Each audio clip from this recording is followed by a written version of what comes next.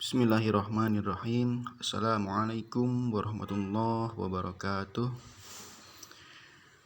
Anda semua, kelas 1 yang Bapak cintai dan Bapak banggakan.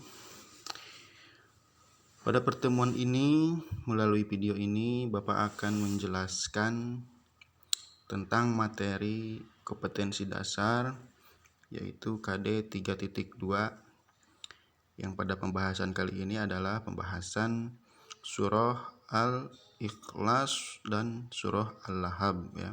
Jadi materi di video ini adalah penjelasan dari materi yang Bapak sampaikan melalui narasi teks yang sudah Bapak bagikan di link ya. Kita akan membahas surah Al-Lahab dan Al-Ikhlas ya.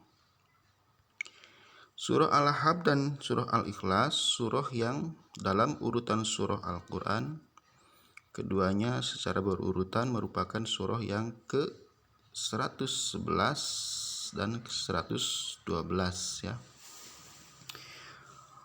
Surah Al-Lahab merupakan surah yang ke-111 ya. Kemudian Al-Ikhlas merupakan surah yang ke-112 ya. Kita ke Al-Lahab dulu. Surah Al-Lahab ini merupakan surah Makkiyah karena diturunkannya di Mekah ya, atau sebelum Rasulullah SAW hijrah ke Madinah ya. Al-Lahab artinya gejolak api ya, atau Abu Lahab ya.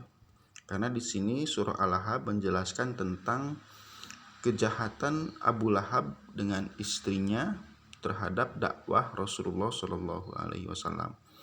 Perlu diketahui Abu Lahab itu adalah salah satu paman Nabi ya. Cuman dia ini salah satu paman Nabi yang jahat kepada Nabi, bahkan memusuhi dan memerangi dakwah Nabi Muhammad SAW ya. Beserta istrinya ya. Istrinya juga sama ya, melakukan kejahatan dan fitnah terhadap Nabi Muhammad SAW, sehingga keduanya, Abu Lahab dan istrinya, mendapat ancaman dari Allah, kecelakaan, dan akan diberikan siksa di neraka nantinya. Surah Al-Lahab adalah surah yang ke-111, jumlah ayatnya 5 ayat ya. Baik, Anda semua perhatikan, kita baca bersama-sama ya. A'udzu billahi minasy syaithanir rajim. Bismillahirrahmanirrahim. Tabbat yada abi lahabin wa tabb. Anda perhatikan di sini huruf ba di akhir ayat diberi tanda tasydid ya. Maka ketika mengucapkannya harus ditahan sedikit. Ini qalqalahnya qalqalah kubro ya. Jadi lahabi wa tabb. Nah, jadi jangan langsung tabbat yada abi lahabi wa tabb. Nah, jangan terlalu langsung ya, tapi harus sedikit ditahan karena di sini ada tasydid ya. Artinya binasalah kedua tangan Abu Lahab dan benar-benar binasa dia. Ayat kedua, ma aghna anhu maluhu wa ma kasab. Tidaklah berguna baginya hartanya dan apa yang dia usahakan. Ayat ketiga, sayasla naran zata lahab. Kelak dia, Abu Lahab, akan masuk ke dalam api yang bergejolak, yaitu neraka. Ayat keempat, wamro'atuhu hammalatal hatab. Dan begitu pula istrinya, pembawa kayu bakar, penyebar fitnah. Ayat terakhir, fi jidiha hablum mim masad. Ya. Di lehernya ada tali dari sabut yang dipintal. Demikian bacaan surah Al-Lahab dan artinya. Kita ke surah yang kedua, yaitu surah Al-Ikhlas ya. Surah Al-Ikhlas ini surah yang ke-112. Al-Ikhlas maknanya kemurnian keesaan Allah Subhanahu wa taala.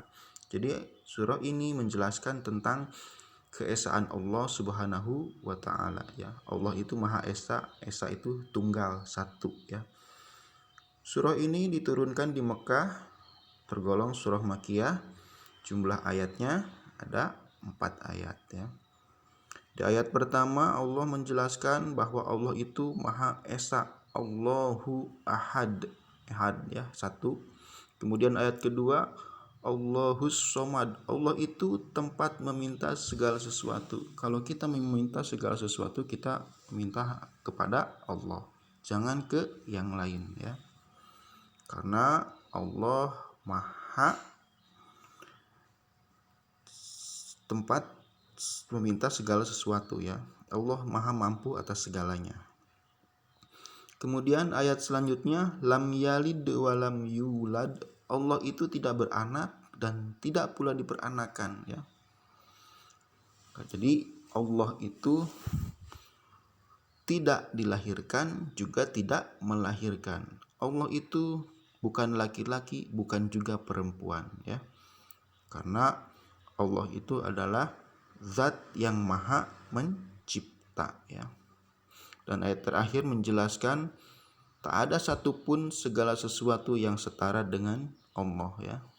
Jadi tak ada satupun yang bisa menandingi dan sebanding dengan zat Allah. Baik, kita baca bersama-sama.